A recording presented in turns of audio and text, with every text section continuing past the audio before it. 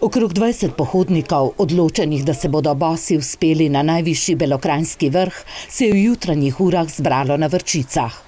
Najprej so se zato spomnili te naši tempovci. To je en odsek našega planinskega društva Semič, kateri so res prišli na to idejo, ker se tudi drugod udeležujejo teh pohodov bosonogih. V zadnjih letih je v Sloveniji takšnih pohodov vedno več. To je predvsem za zdravje. Simulacija, hoja po pesku, simulacija za kriz, za vse skupaj.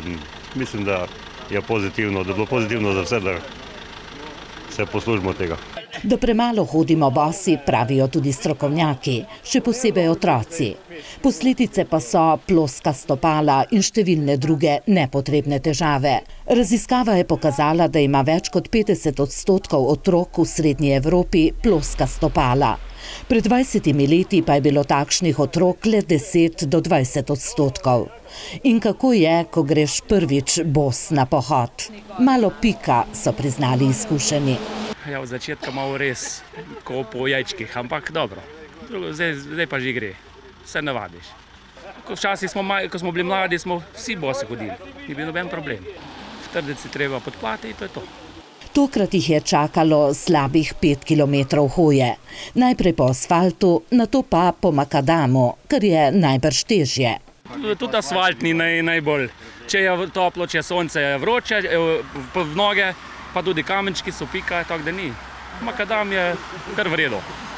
Posebno, če ni preveč oštri kamnja. Pa dobro, se da. Malo se s palcem pomagamo, pa gre.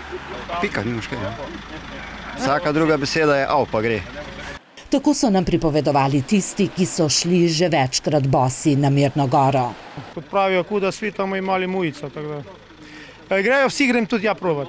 Tudi doma sem skozi bos, tako da ne bo nič novega, sem ta proga bo prvič. Nekateri novinci v druščini bosonogih so sicer doma malo trenirali.